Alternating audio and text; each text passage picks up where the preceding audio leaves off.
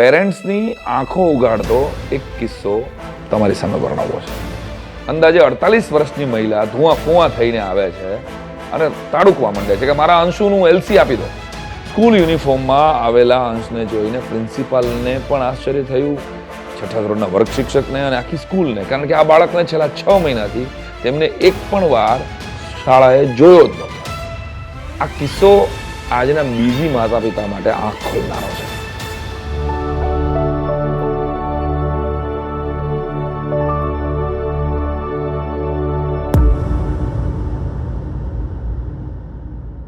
સાઈ5માં તમારું ફરી એકવાર સ્વાગત કરું છું. ઓફલાઈન અને ઓનલાઈન શિક્ષણની સંગીત ખુરશીમાં કેળવણી પાઇપલાઇનમાં જતી રહી છે. કોરોનાના સમયમાં શિક્ષણને થયેલું નુકસાન એ તો આગામી 10-20 વર્ષ પછી જ સમાજને ખબર પડશે. પરંતુ આજે પેરેન્ટ્સની આંખો ઉગાડતો એક કિસ્સો તમારી સામે વર્ણવવો છે. એક સ્કૂલના રિસેપ્શન ઉપર અંદાજે 48 વર્ષની મહિલા ધુઆ ફુઆ થઈને આવે છે અને તાડુકવા માંડે છે કે મારા અંશુનું એલસી આપી દો. 5મા ધોરણમાં છે, તેને ભણવા તમે કઈ એને ભણાવતા જ નથી. આમ થોડું ચાલે, આવી રીતે થોડી અમે આટલી ફી ભરીએ છીએ આમ તેમ. રિસેપ્શનિસ્ટ સ્તબ્ધ થઈ ગઈ.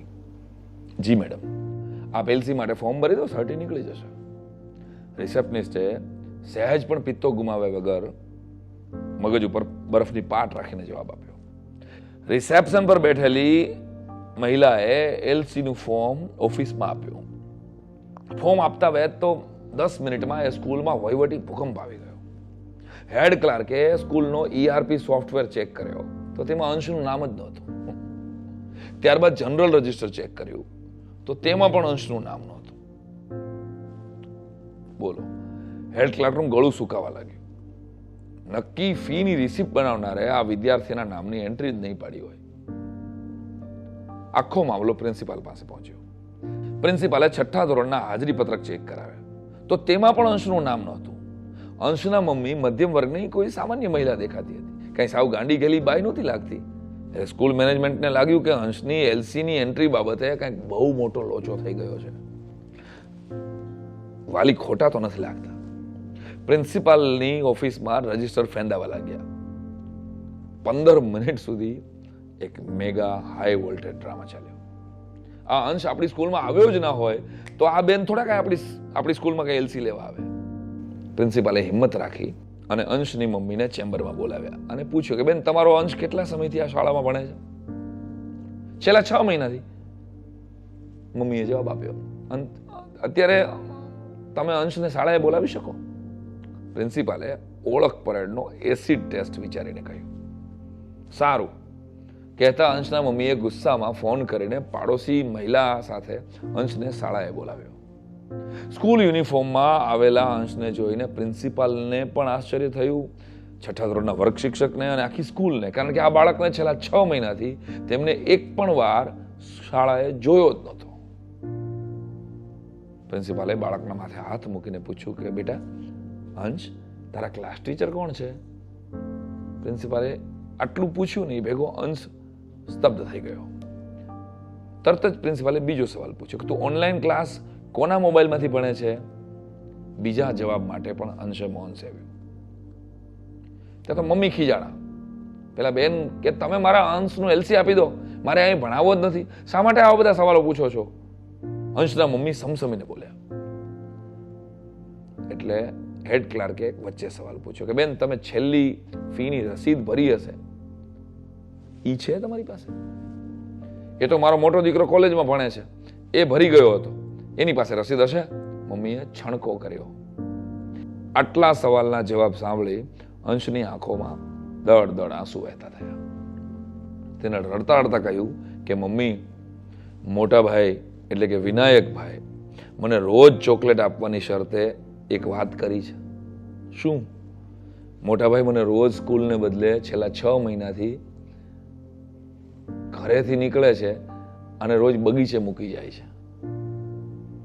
મમ્મી, હું છેલ્લા 6 મહિનાથી આ સ્કૂલે આવ્યો જ નથી. મોટા ભાઈને નવો મોબાઈલ લેવો હતો એટલે એણે તે આપેલી ફીના પૈસામાંથી નવો મોબાઈલ લઈ લીધો. આટલું કહેતા અંશ ચોધાર આંસુએ રડી પડ્યો અને સમગ્ર સ્ટાફ પણ. અંશના મમ્મીએ પ્રિન્સિપાલ સહિત સૌની માફી માંગી અને ભીની આંખે એટલું જ વિચાર્યું કે હવે એલસી ક્યાં કઢાવવું, અંશનું કે કોલેજમાં જઈને વિનાયકનું.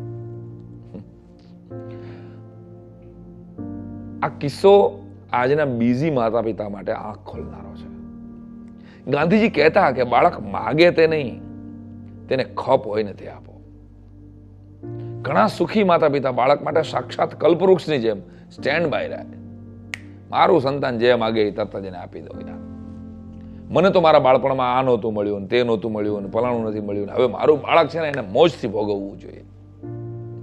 ક્યાંક અંતરના ખૂણે પ્રત્યેક વાલી આ લાગણી અનુભવે છે, જેમાંથી લખનાર પણ બાકાત નથી. હું પણ બાપ છું, મને એમ થાય કે મને નથી મળ્યું એ મારા દીકરાને મળવું જોઈએ. કારણ કે હું નથી ભોગવી શક્યો તો મારો દીકરો તો ભોગવે. આ દરેક બાપની, દરેક માની ફિલિંગ્સ હોય, એને વંદન છે. પરંતુ બે વસ્તુ સ્પષ્ટ સમજવાની આપણે બધાએ જરૂર છે કે પ્રથમ, કે આ મારા બાળકની જરૂરિયાત છે કે લક્ઝરી.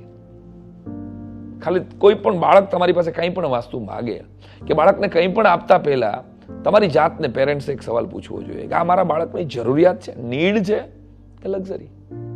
બીજું કે આ વસ્તુ અપાવવી એ મારો દેખાડો છે, ખરેખર હેસિયત છે કે દેખાદેખી.